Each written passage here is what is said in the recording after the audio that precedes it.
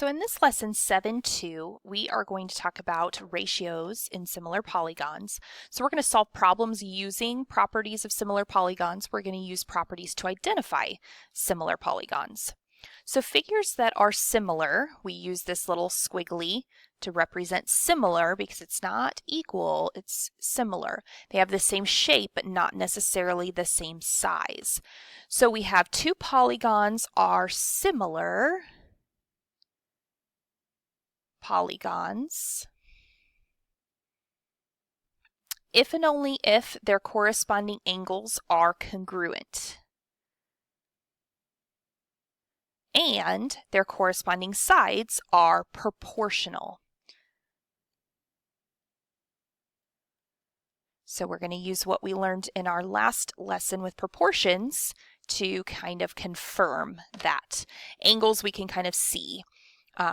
And then again, we want to check our ratio, and we'll have here helping us to correspond the angles and the sides to make sure they're the corresponding sides. So for this example here, we're going to identify the pairs of congruent angles and corresponding sides. So we've got, let's check our angles first. Angle N is going to be congruent to angle Q. We have angle P is going to be congruent here to R because they're both 63.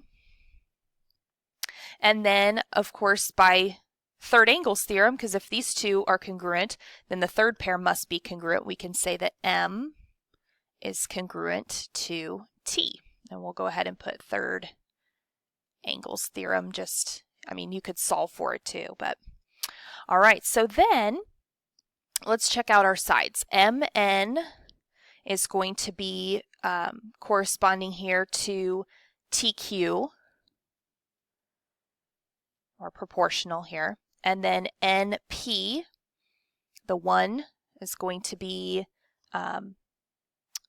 corresponding to QR, this side here. And then we have our hypotenuse, PM, and the hypotenuse of the other one, which is RT. So we have a 2 to 1,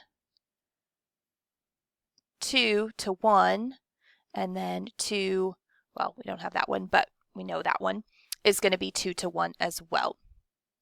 So that is identifying our pairs of congruent angles and corresponding sides. So on this next one here, we are going to have 6 to 4.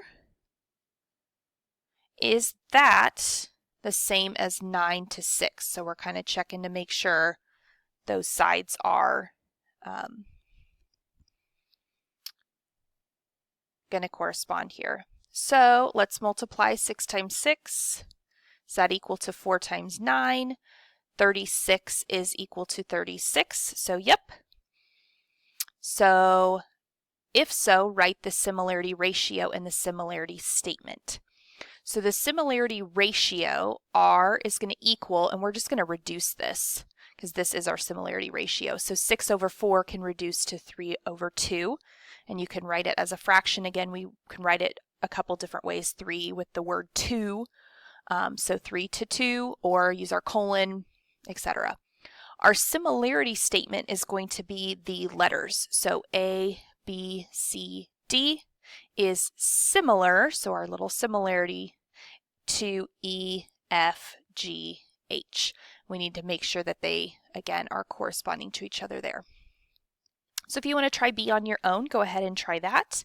And you can press play and check when you're ready. So for B, because these are both 10, it's an isosceles, which means that we can take 180 minus our 36, and we know these two angles are congruent. So 144 divided by 2 means each of these are 72. So if this is 72, it should be that the angles are equal. It's just the sides that are proportional. So if that's 72, that should be 72, but it's not. So these are not similar triangles or figures.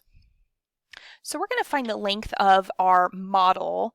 A lot of times we use similarity and proportional stuff with models because we can make them small version of the large. So let's go ahead and compare the real to the model.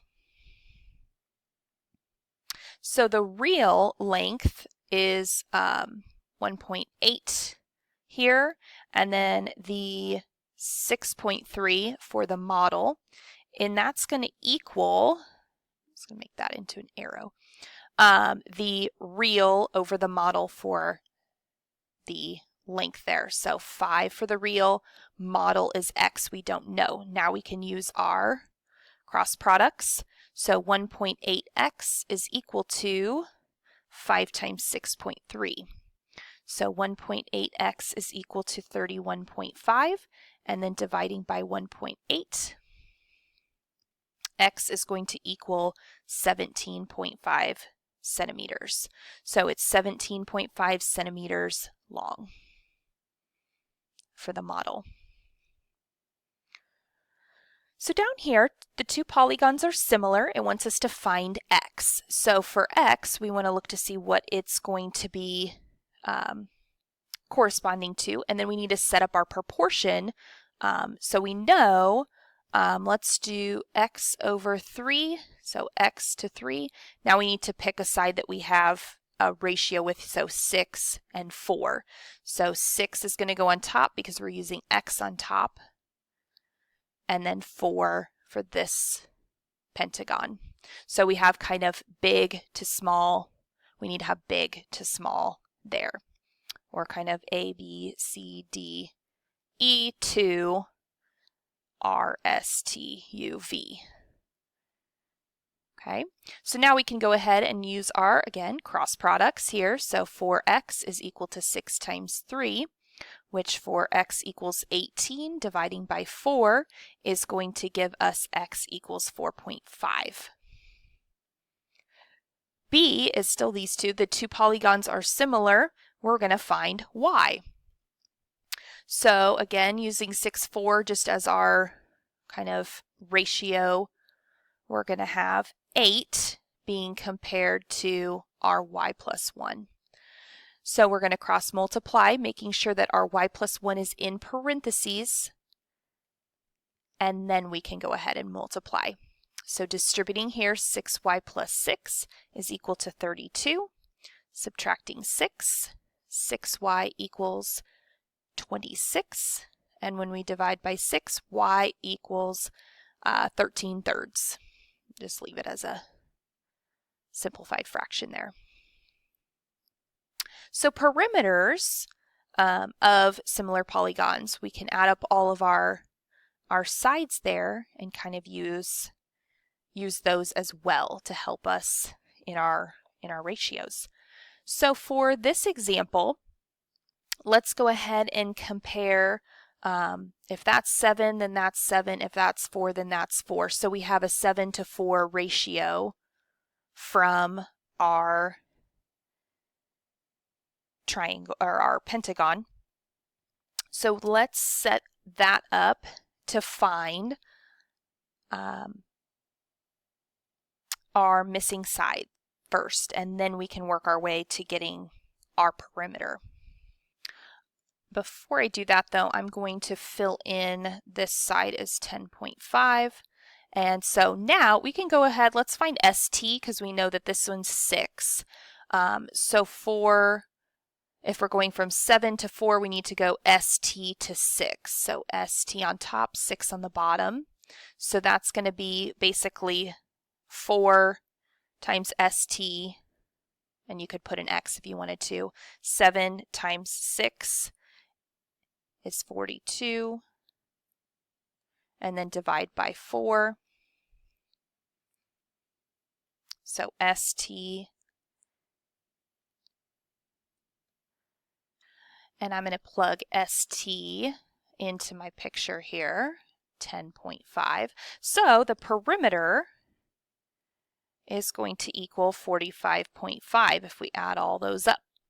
And then we need to figure out what CD is, that side, so we can find the perimeter of our small one.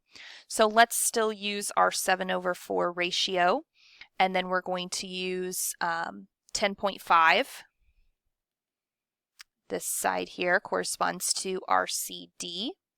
So cross multiplication, CD is going to give us 6. So 6 here, which means we're going to have a perimeter of 26. So now let's go ahead and compare and see if our ratio, so 7/4, let's see if that's going to work with our perimeters ratio.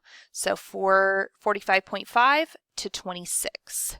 And does that, when we cross multiply, does that work? So we get 182. When we cross multiply this way, we get 182, and so it works.